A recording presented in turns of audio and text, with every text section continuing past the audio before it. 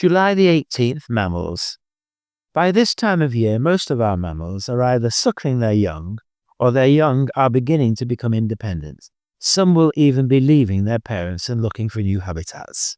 Consequently, many mammals can be seen this month, far more than at other times of year.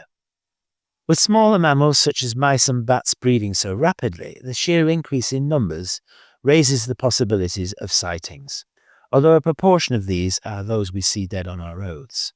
Swansford marshes are slightly outside London along the estuary, but have a surprisingly large list of small mammals recorded there. These include all three shrews, that is, common, water and pygmy, water, field and bank voles, as well as wood and harvest mice. One can only imagine what the edge of the Thames near London was like for mammals a century ago. Deer. 30 minutes after birth, a red deer calf may already be on its feet. Once it can follow its mother, she will then rejoin her all-female herd. At first, the calf suckles every few minutes, being guided by its mother's bleats. She can also often be seen licking its ears.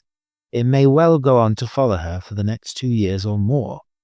Fallow deer fawns are also now being born.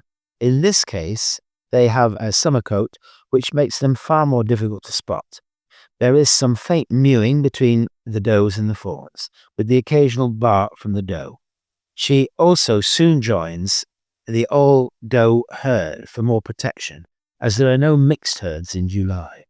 The antlers of fallow deer bucks are now in full velvet. Young roe fawns, which were born last month, like most young deer, are also now following their mothers. For the first year, they are the same foxy red as their mother, although they also have some white spots to help their camouflage. Totally white roe fawns are not uncommon.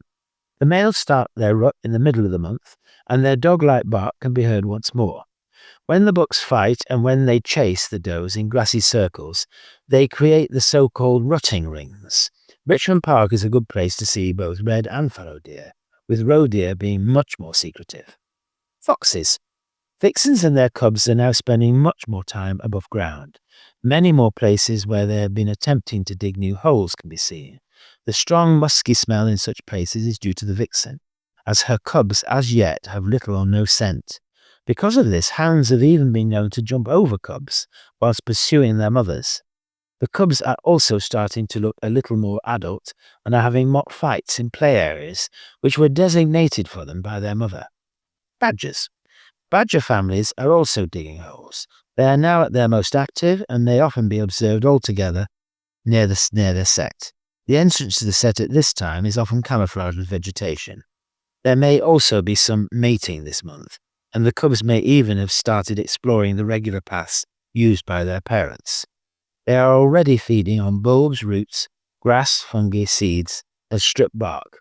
These expeditions may involve crossing country roads, where being so inexperienced they occasionally meet their end. Hedgehogs. This is the only month you are likely to see young hedgehogs with their mother, although some sows may still be giving birth. The young are usually seen in the open feeding with their mother. Gilbert White observed that after a mere 5 or 6 days, the spines on a young hedgehog had hardened enough, in his words, to inflict a wound. Bushy Park is still a place where there is a chance of seeing a hedgehog family.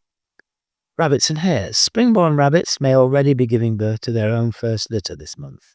Other rabbits may even be on their third.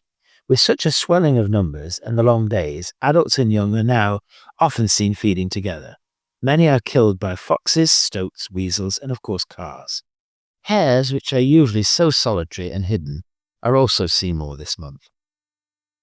When they are 3 years old, they may reach over 0.5 meter in length and have 13-centimeter long black-tipped ears.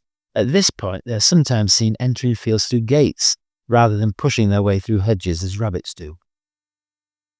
Adult gills may already be looking after their second litter.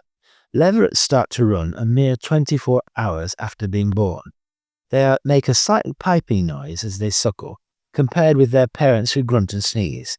When relaxing, hares pant and grind their teeth. If attacked, the whole family is known to scream.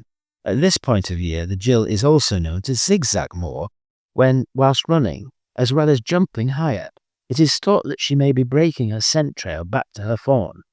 Her young are already starting to exhibit their legendary antisocial behavior and the lonely habits so typical of their parents. Some leverets already prefer to lie in their own tiny forms near their mother rather than use hers.